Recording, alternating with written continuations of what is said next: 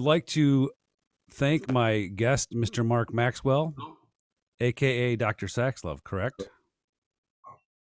That's me, brother. That's you. Yep. And you'll see that on the Zoom screen there too. Thanks for joining me. You were one of the original musicians I wanted to talk to, but as I went through I talked for like an hour, and I realized it's a lot of editing. Yes. So it took me a while to get through people, and then I'm like, well, I should probably talk to. They were all guys I talked to. I should probably talk to some ladies. I should probably talk to people I haven't played with, but I'm making it back around to you. So, I appreciate that. Honored. And we're just going to chat some music. So, one thing I always ask everybody, because the stories are always very different, is what got you started? What made you fall in love with music and got you started playing music? Well, it's actually a kind of an interesting story. My mother, Donna Maxwell, when she was a kid, played the saxophone in school. And then my older sister, Debbie, played the sax when she was in school. And when it became, my turn, as you might say, there was a sax in the closet. Okay. And my mom pulled it out one day and put it together and started playing it. It just didn't sound very good, but they offered me the opportunity and I took it, and it would never let me quit. I tried to quit the saxophone a couple times and it wouldn't let me. And then after me, my younger brother, Phil, is a professional musician and plays the saxophone. So a lot of saxophone in the family. Yeah, I remember when I was very young, not very young, but like 19, 20, we had a sax player, and I remember trying it out. Oh, yeah. It doesn't happen right away to get it's a hard instrument to learn. Yeah. I mean, all instruments have their tricky businesses, but it's not like you can pick it up and just play a song with it. Right. Correct. Yeah. Like a guitar. Yeah. I was squawking. Yeah, sure. So saxophone, you started playing probably in school band or yep. So you kept playing. Now I imagine I just checked your YouTube page. It looks like you're up to 753,000 subscribers. Yes, indeed. Isn't that amazing? And that probably didn't happen overnight. It took a long time. It did. We've been doing it for, I guess, 5 or 6 years now. Well, that's good. 5 or 6 years. Yeah. Yeah. So we'll talk about that in a little bit, but between now and then, I'm sure you didn't, well, when you first started, it probably wasn't a YouTube, right? When I started, there were 3 channels. Yeah. Okay. On TV. Yeah. So you didn't go out. Okay. I want to play smooth jazz on YouTube. You said you probably did a bunch of other things. So, played saxophone in school, and then I'm going to guess probably playing in some bands and stuff, but can you kind of fill in like after doing school music, what you did as far as music for a career? History of my musical life. Yes. I played in the Army band over in Germany for several years. Okay. That was an awesome experience, just real life, and I learned a lot. I was raised in Fort Wayne, Indiana, and after I got out of the Army, I decided I did not want to live in Indiana anymore, so I moved out to Southern California, and I lived out there for, 35 years or so. I basically failed as a musician out there, so I had to get a real job, and I kind of talked my way into a sales job in an envelope manufacturing plant. And that was a really valuable experience, Dan, because I learned about business. I learned how to talk to people. I learned how to, think about business in a real way.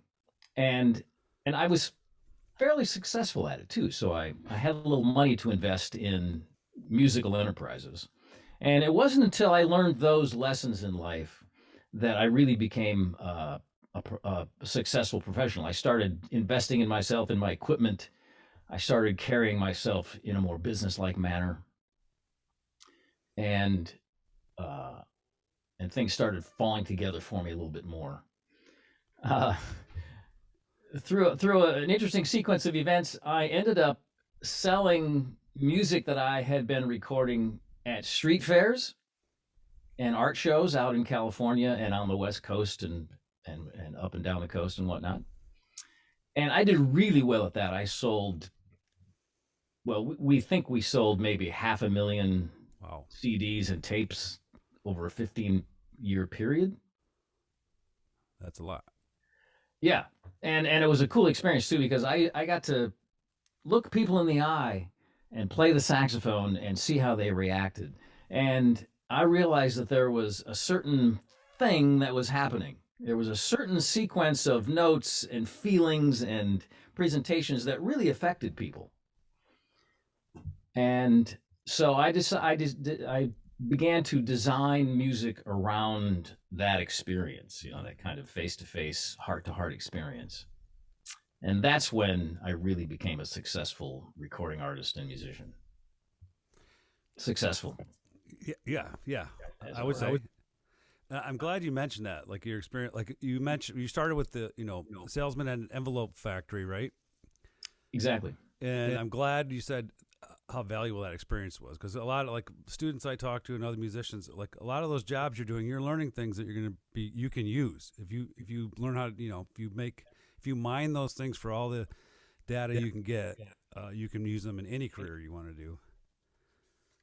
Look, if you want to be a professional musician, you have to be a business person. There's just no way around it.